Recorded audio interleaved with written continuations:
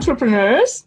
Welcome to today's 4 Pillars of Entrepreneurship, a holistic approach to health, wealth, personal growth, and business development.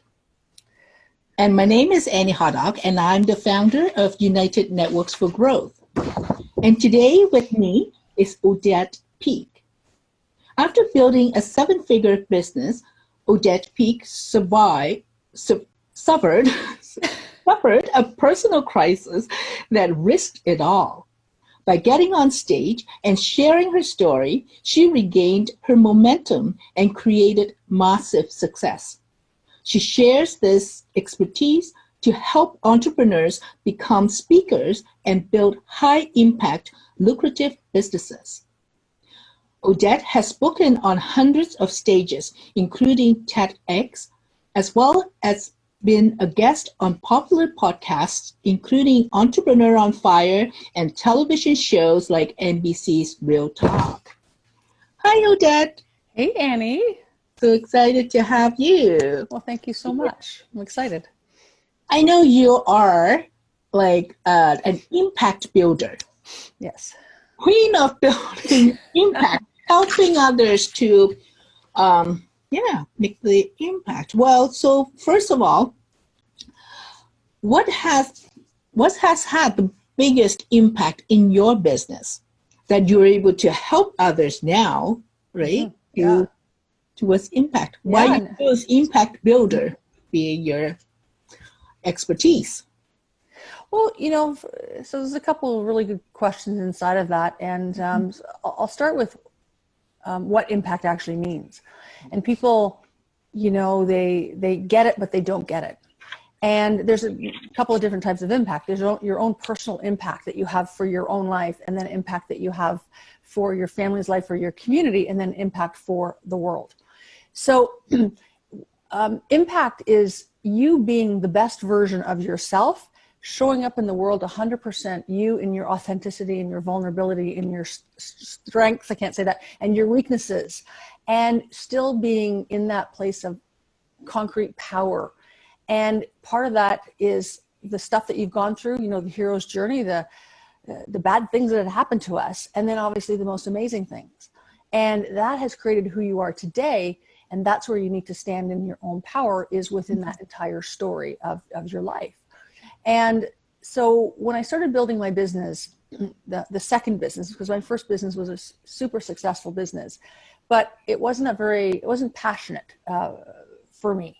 And I made a lot of money, and that's great, but something was missing on the inside. And I know a lot of entrepreneurs feel that. So when I started to build my coaching business, I realized I wanted to do one thing, and that was to help entrepreneurs make a bigger difference in the world and in their own life. But what happened was I was actually focusing on the external, the money, the fame, the notoriety, all of those things. And I was so completely out of alignment with my own self. So my impact was limited. When I really got clear on the inner side of me, and a lot of people, on your summit may be one of two things. They may be like very business driven, or they might be both spiritually and business driven, which is awesome. But I wasn't that.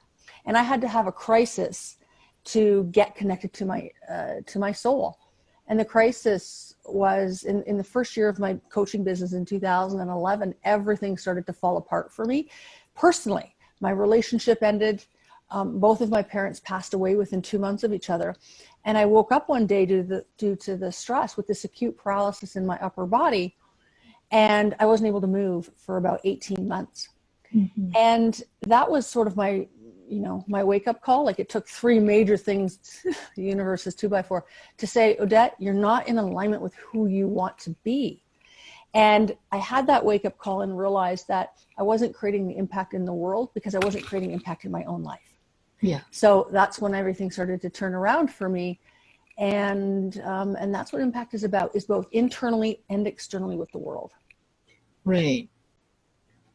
And so that's when you start looking into not just the business-driven type of business. So it's about your personal journey. Tell us how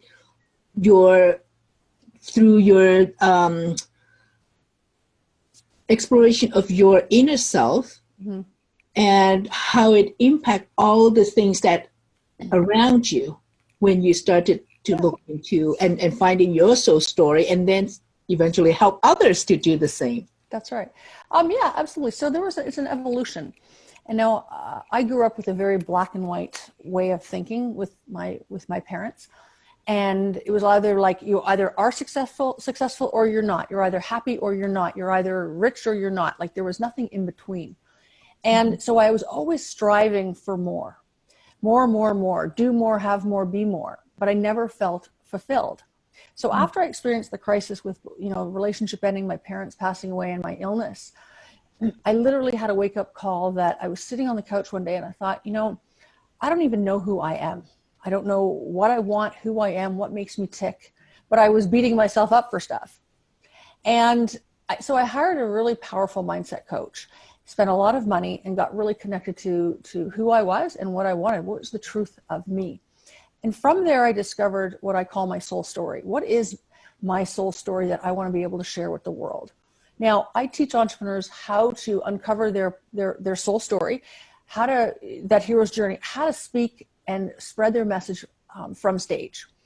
And I was doing the speaking bit a little bit, but I wasn't sharing my story. Mm-hmm. And when I started to share my story about who I was, where I'd come from, how my experiences have shaped me, both the good, bad, and the ugly stories, that's when everything started to change for me in business and personally. People they were attracted to me, they were gravitated to me. And which was really beautiful because they're like, I see me in your story. And I'm like, really? I never thought of it that way. So just by the very nature of who I was and my experiences, I automatically had an impact. But people need to hear that in a way that attracts them. And that's what I do, what I've done over the years is helping people get on stage, become a speaker, but most importantly, to be able to share their authentic personal story, AKA their soul story, in a way that both heals themselves and heals others and inspires other people. So it's a journey of taking the inside of you and putting it down in your marketing messaging, whether it's in a talk or in your blog or whatever it is, and people get to know who you really are. Yes. I think the most that's driven an entrepreneur to get to whatever their dream goal or the goal is something more personal than just something external. Would you say that? 100%. And I know that because I was never an internal person. I was always an external. I was your poster child of basically what not to do in business, although I was successful. But that only gets you so far. There's only so much marketing you can do that doesn't show who you are in today's world. Today's world with internet and video like at our ready, people need to see you. They need to hear you, but most importantly, they need to feel you. They need to have that open heart connection to you, not just the, oh, wow, he or she, you're really brilliant, made $1 million, $1 billion. She must be awesome. But what's the other side of the person? So that's where the authenticity comes from. Mm-hmm. Any speaker that I have ever seen that does not share their personal story of the highs and the lows, tanks. They don't have that emotional connection with people. And we're not fooled anymore. We want that emotional connection. And you can't hide from that anymore because we're doing this video here. I'm here, you're at your place, and 10 years ago, 15 years ago, there's no way that would have happened. Maybe a little bit longer, but yeah, I think also the culture changed that it is okay to express yourself and tell how you feel, right? Before it's like, yeah, suck it up. Oh, absolutely. Right? Like, no one want to hear about your sad story. Just like, yeah. I came to Canada, oh gosh, in 1980. Yeah. What happened to me, because I was born and raised in Hong Kong. And it shocked, kind of surprised to me when, my high school teacher, we walked across each other the hallway, and he said, "How are you?" And I was going to answer, but he already walked away. Oh, yeah. And I just thought, I don't think he cares. And I started to learn that people really don't care. They just say it because it's normal to like, or hi, good morning, and then they already walked away, right? They were not expecting an answer. But that wasn't me. I just thought, oh, like people don't really care what your story is, or they don't really want to know how you feel that morning. They just expect, because one time I actually had the opportunity to say to someone, I have an awful day, like, because they say good afternoon, whatever it is, and I told the truth, and they say, well, people here don't really say that. But I just think now in the society, it is okay to share how you feel versus the time when back then it wasn't like to me. It didn't feel. Well, so yes, but there's a way to tell how you feel. So as entrepreneurs, what I believe is that the fastest way to get your message out into the world is speaking, whether it's on a Facebook Live or on stage. So let's just say both online and offline, but you've got to be speaking. You've got to be sharing a part of who you are, as well as what you do that will help people. So you need to focus on the pain and then the challenge of what your audience is experiencing. And then you have the solution. So they look to you as the credible source. But it needs to be done in a way that is powerful and confident, not in a sob story kind of way. Telling your story is not that simple from stage. And a lot of people say, yeah, I know my story. I got it. No, it's great. And they go up there and they babble for 10 or 15 minutes in the chronological order story, which is not the way to do it, because you still need to captivate an audience. Your audience still wants to be literally entertained, and especially adult learners. We don't want to be educated. We want to be entertained. We want to, go through all the emotions of happy, glad, sad, or mad. And when you can tell an untrained speaker, because they don't do that properly. And what happens with audiences, we tune out after 7, 10, 15 seconds. We're like, oh, not another dud. Oh, this is going to be so boring, or whatever's going on in their head. Yes. You need to, the moment you're engaging with an audience, it has to be super powerful. And that's where a lot of speakers or a lot of entrepreneurs make a mistake. And I hate to say that, but it's true. Yes, because I always go like to watch and learn, like how come some speakers able to engage people for hours. Yeah. I just thought, gee, we haven't got a break, but it's a couple hours. Yeah. But some people, even they say like within 5 minutes, it's torture. Like as an audience, it's like, okay, I don't know how I can go through 20 minutes it's so hard for the 5 minutes. So there are some skills that how a speaker captivate the audience, right? Right. So there's a skill, but it's also, it's number one is what type of impact do you want to create for someone? So you need to be really clear on that. And people don't get that. So I reverse engineer everything. If I'm going to go speak or do a Facebook Live or, what we're doing here on the summit, I sit for a moment and go, what's my intention? What do I want to get across? And so what type of impact do I want to make is a really great question to ask yourself before you engage in any type of communication with somebody, whether it's at a networking event, face-to-face, whatever. It's what kind of impact can I make for this person, for this audience? Yes. And come from that perspective, because what that does is it takes the spotlight off of you and puts it onto them. And from there, you're able to say, well, this is what they need to be hearing in this moment. Yes, because after they hear your story or after a conversation, you really want to say what kind of action do you want the audience to take? Yeah. I heard something really great. I was at a conference a couple of weeks ago, and this lady named Nancy, her whole business is related on the concept of the one, right? You hear that for relationships, right? He's the one, she's the one. But as business owners and people in general, just general human beings, if you engage with that one person or that one audience in front of you, and you treat them like they are the one, that person is so engaged in you. Yes. Because they feel that you are engaged in them, because you're admitting you're the only person on this earth that I care about right in this moment, or when it's in an audience. You're not distracted with your phone or your blah, blah, blah. You are just focusing on that person. And that makes them feel special, important. Most importantly, they feel heard. They feel validated. And that's what we want in this world, is that we just want to be heard. And you can do that from the one-to-many with an audience as well. And what that does for that person is impact. You have impacted their life and they will never forget you. Right. So it is that inside your, well, speech or your talk, it's the stories that how can you engage the audience, right? I have gone to see, speakers that in front of thousands of people, and I just wonder, how come everyone, as if you go into a rock concert, I don't know how they're able to speak. Is it more about the content, or is the energy, how they connect with the audiences, right? Or they are both equally important? Well, a lot of speakers think that content is the most important. It's very ego driven. Well, I'm going to teach you everything that I know, and I'm going to show you how smart I am about this particular situation or problem or challenge or whatever it is. I'm going to teach it to you. And then they fire hose with all of this content.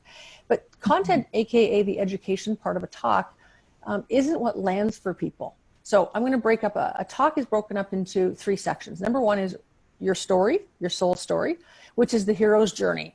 So it can be, the rise and fall of you. It can be the rise and the fall and the rise and the fall. Like, it's not just usually once. Then it's the content. What's the content are the learning points of the talk, which are based on the pain that your audience is in. So you need to know who's in the audience, and you need to know what pain that they are in. Why are they sitting there waiting for you to come out on stage and speak? Then the third is you've got to move your audience into action, because if you don't tell them what to do next, A, they won't do anything. And 2, B, whatever, I always get that wrong. B, they'll just sit there, they'll be inspired and motivated, not know what to do with themselves. And then they go, well, that was great, now what? But this is all in their head. And what happens often is you do a disservice to your audience. If you don't give them the tools and the strategies of what they need to do next, which can include get your free something or another, your free ebook, buy my program, buy my book, contact me and let's have a conversation, or whatever it is, they're not going to do anything with the information that you've given them. You might as well not have spoken. So, but in a talk, you're not saying, here's my story, here's the content, here's the action piece. You want to be able to weave it all together like a beautiful tapestry, where you've got your beautiful story, and then the content is supported by more story, supported by something that happened to you on the way to the conference. Like, we all had situations, whether let's say something happened at the airport or in the car, or the moment, maybe your alarm didn't go off and you scrambled all morning to get ready. Like, that's a story. Yes. So, and what that does is it gives your talk depth and layers. So it's not a monotone talk. It's not a boring talk. It gives your talk breadth of excitement, enjoyment, sadness, funniness. And what you're doing is you're taking people on an emotional journey and an intellectual journey. That's why what you just said, you can have an engaging speaker. They've been talking for 2 hours and you're like, God, it feels like it was only 15 minutes. And then there's times where you're sitting there for 5 minutes and you're ready to pull your hair out. Yeah, like so speaking is like an art, right? Just like you go to watch a movie or stage show. It's someone that bringing you into that emotional journey. That's what I think as entrepreneurs, like we wish to have that ability to tell people it is not just about selling them the product, it's getting them into that emotional journey with you. Well, the first thing that you have to do is, before you can sell anything to anyone, so that they buy a product from you, spend money with you, they have to buy into you first. Yes. And it's that, I'm bought in kind of thing. And I've had I've spoken a lot, and I've had speaking gigs or, online stuff where people are like, no, that you just don't resonate with me, because I probably wasn't authentic or vulnerable or whatever. I was not in that space of having them buy into me.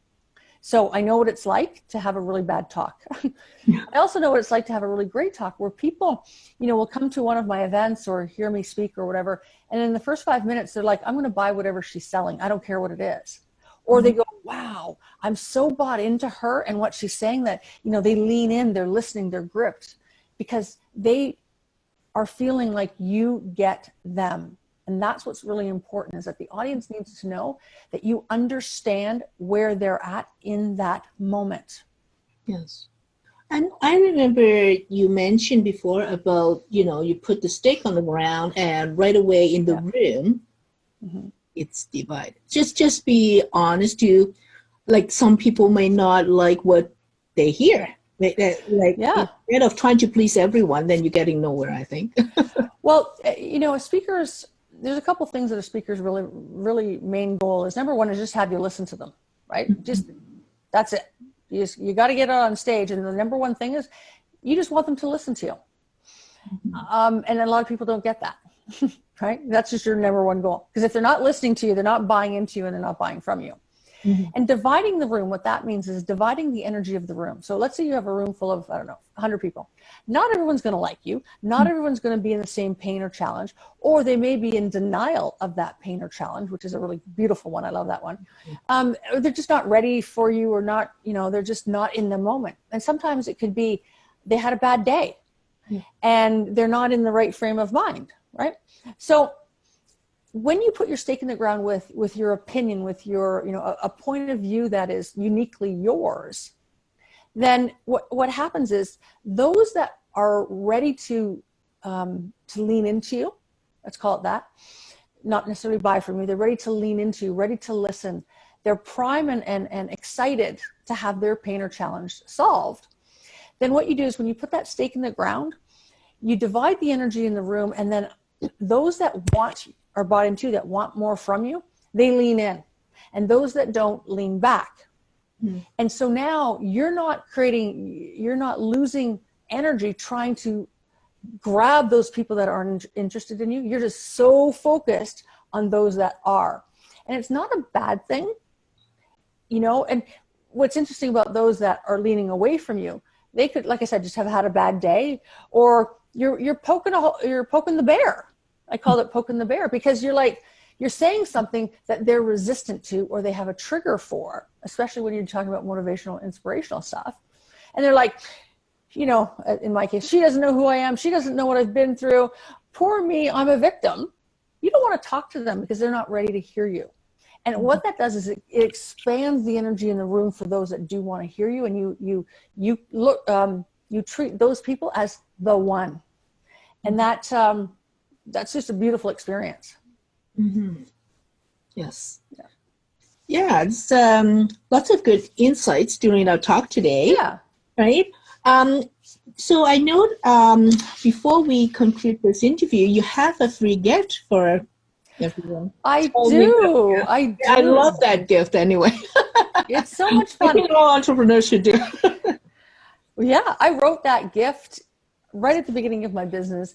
And I went back to my high school days of drama, and because I have two daughters, and the drama, and came up with this title called How Big Is Your Butt?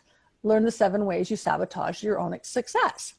And the butt is, as women, we look in the rearview mirror and go, oh my God, my butt is so big. Do these pants look good on me? No, on and on and on and on. We care more about what's going on behind us than we do what's going on in front of us. So this is a really great audio or a read of the 7 ways mentally you are sabotaging your own success. And you've got to get over your big butts and your excuses and your justifications. So I really do hope it resonates with your audience. Yes, we will put the link on the page just below the video, and people can connect with you. And for all entrepreneurs, if whatever is stopping you from achieving your goal where you want to, or make an impact to the world, download Odette's gift, right? Download my big butt. Awesome. So thank you for spending time with us today. All right. Thank you so much, Annie. You know what? I just want to say I'm so inspired by what you're putting together, and your audience is really lucky to have you. Thank you. You're welcome. Have a good day. Bye-bye.